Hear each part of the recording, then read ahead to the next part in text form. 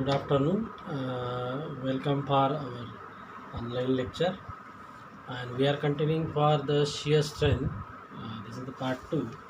In the first part, we discuss about the Mohr circle, and in this part, we are going to study the first failure criteria, that is the Morse Coulomb failure criteria, and we'll also discuss about the first laboratory test, that is the box shear test.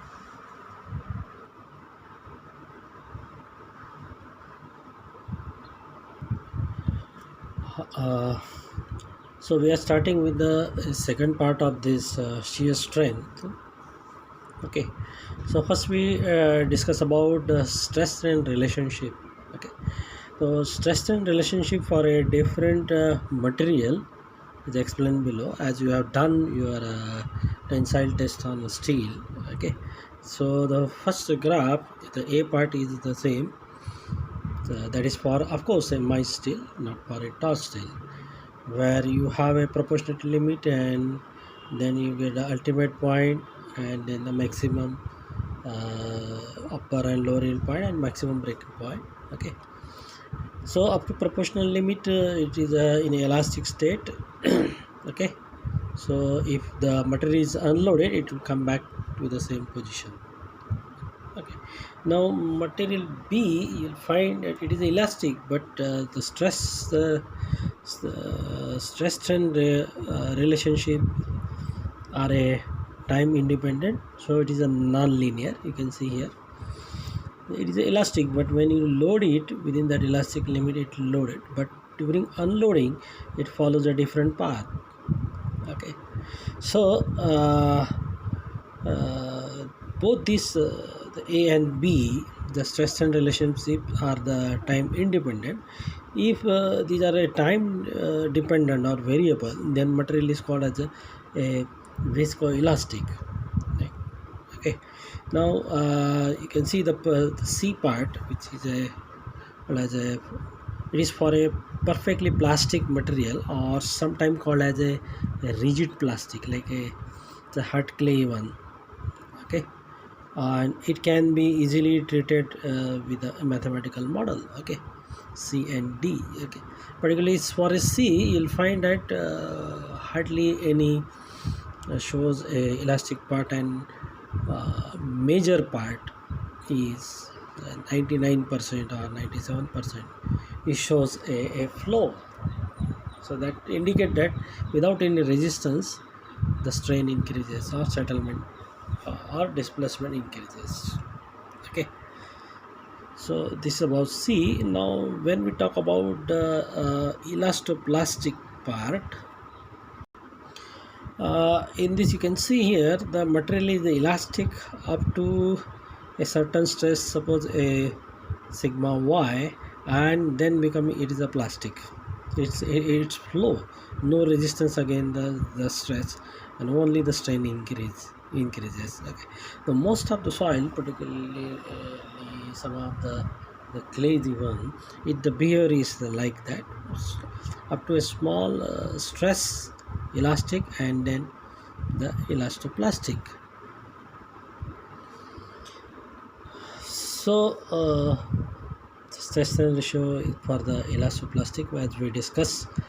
Beyond that yield point sigma y, it becomes perfectly plastic. Even the earlier graph A also can be simplified into this part, that is for a mild steel. Okay, and the next is the brittle material nature, which shows like a concrete or the rock or cast iron. Okay, the stress and relationship is it increases, and then at some point material is certainly collapse. Okay, so it is something like I can show you.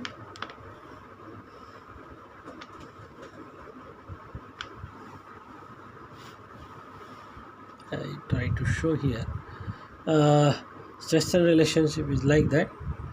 It goes with some elastic part, and just crossing the its proportional limit at certain point immediately breaks. So that is for the brittle material. Okay, then next important the type is that is stress strain behavior is you can see here, it's called as a work hardening material. Now what is mean by that? These they become stiffer with a higher modulus as they are strain, or it's the work, the meaning is that they are under the strain due to certain stresses. Work hardening is the increase in the stress strain part, okay, and uh, it increase in the stress strain after the yield. Normally after the yield it comes back, the graph become a slightly curve, but it still increases. Some behavior is somehow similar to the exponential part. So this is, you can see the work hardening or this work hardening. Beyond yield point also the stresses are increasing at higher intensity as compared to the strain.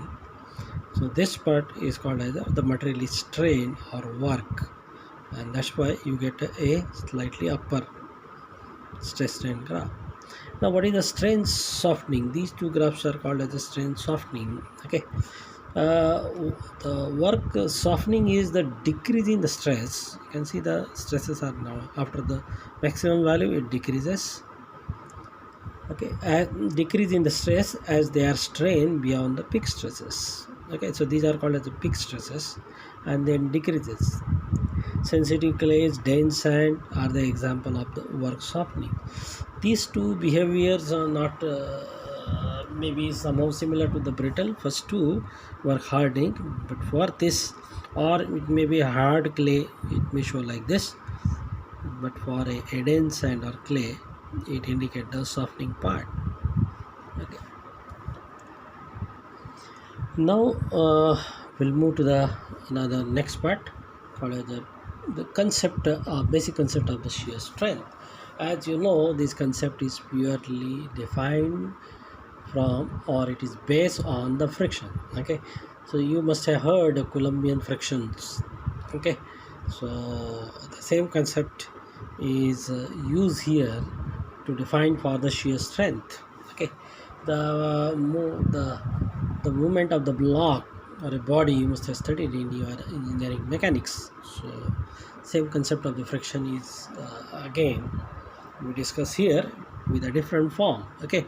Now consider a body as shown in below here, and this block rests on a failure plane. This is a failure plane, okay, let's say Mn.